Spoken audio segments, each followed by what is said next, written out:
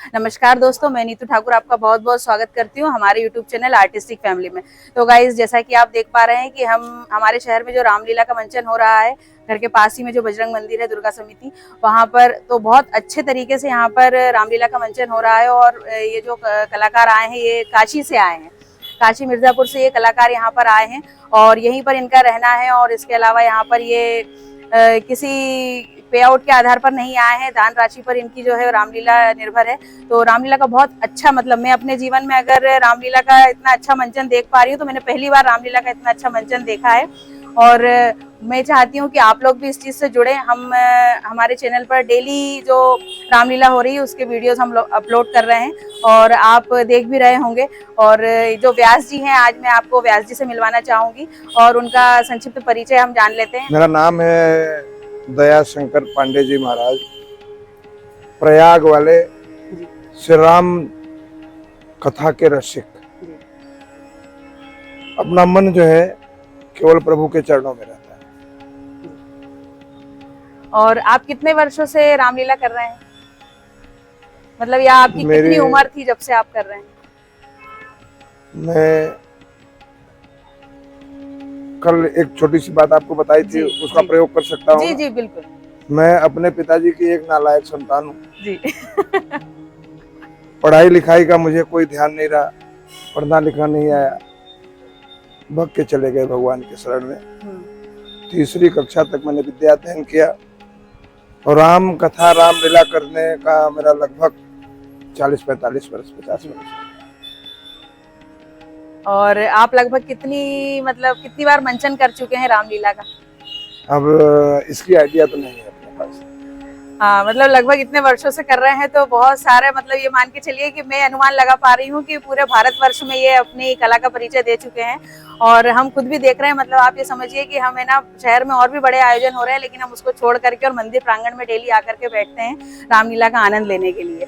और जो हमारे अंकल है, इनकी टीम में बहुत सारे लोग हैं, लगभग ये लोग 20 से 21 लोग आए हैं। हाँ, 20 लोग यहाँ पर आए हैं और यहीं पर इनका रहना खाना है। और उन लोग का भी मैं जो अगर आपको बता दूं, अभिनय बहुत अच्छा है।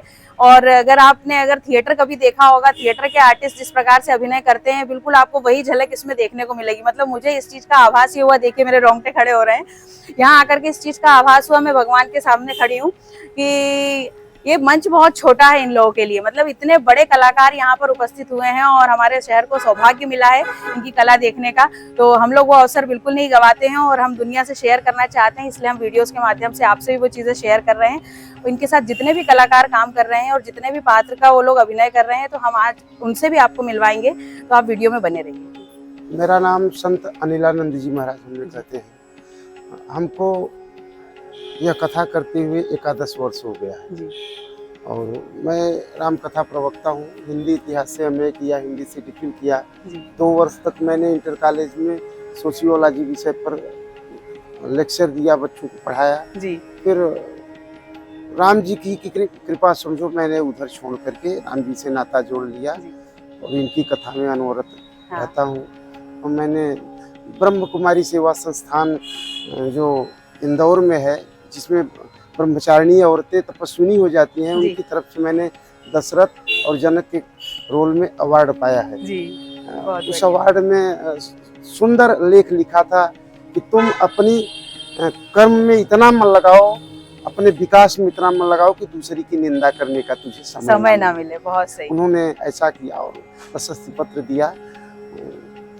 इन कारणों से मैंने तब से ज़्यादा रुचि बढ़ती गई और लगभग मैं भारतवर्ष के प्रत्येक जिले में, ऐसा कोई जिला नहीं होगा, तालुका भी लगभग ऐसा ही होगा, और तालुका यदि न भी हो तो जिला तो पक्का ही होगा। मैं सब जगह राम की कथा का नहीं, आपकी कला का हम लोग मतलब बोल सकते हैं कि बहुत अच्छे से हम लोग डेली देखने इसीलिए आ रहे हैं हम, कि आपका अभिनय मैं नहीं इन लोगों से शेयर करती हूँ वो चीजें कि भाई हमने थिएटर के आर्टिस्ट भी देखे हैं, लेकिन मैंने कहा ये मंच बहुत छोटा है, इतने बड़े कलाकार यहाँ आए हुए हैं और अनुभव आपका दिखता है। बहुत अच्छा काम। आप और भी कुछ अपने अनुभव शेयर करना चाहते हैं तो आप बोलिए। ये रामायण वही पात्र अच्छे ढंग से अभिनय कर सकता है जो रामायण को पढ़े, समझे, जिए, जो सुन करके आया है। वो पात्र और जो पात्र पढ़ा है, समझा है, उसमें अभिनय में ही अंतर समझ में आता हाँ। है। उसमें मैंने अथक तपस्या किया है, उसी तपस्या का परिणाम है कि लोगों ने मुझे प्रशंसा का पात्र हाँ, बनाया। लोगों का भ्रम रहता है कि रामलीला मतलब लोग बच्चों को बोर लगती नई जनरेशन को, लेकिन मैंने इसमें अपनी विदाउट हाँ एजुकेशन एंट्री हो ही नहीं सकता। जो आएगा हाँ वो 1% पात्रता का कोई भी उसको प्रशंसा न पाएगा, न ही कर ही पाएगा। हाँ, मतलब आपका अभिनय देखे ना तो वो भ्रम लोगों का टूट गया कि भाई रामलीला इतने अच्छे तरीके से मंचित भी हो सकती है।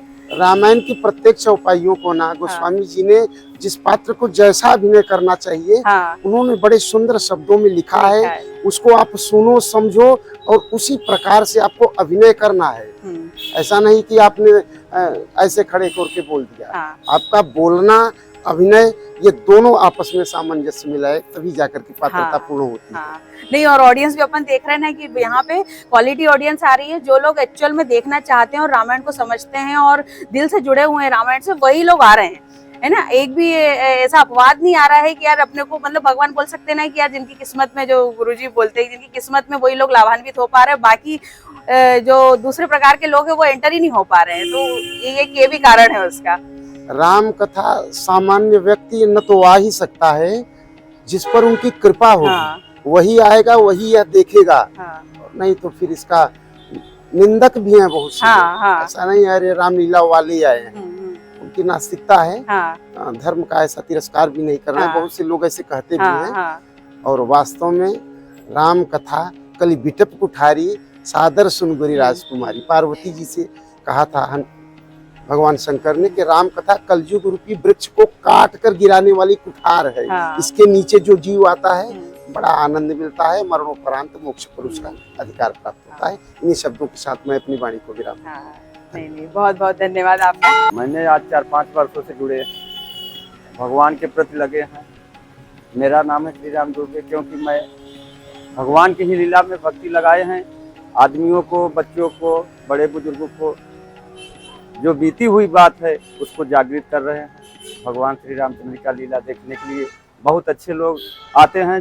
जिनके भाग्य में होता है वही आते हैं, और जिसके भाग्य में नहीं है वो राम के कार्य में वैसे समय दे सकते हैं, लेकिन राम के कार्य में कोई समय नहीं दे सकता है। दे सकता है वही जो राम के भक्त होते हैं।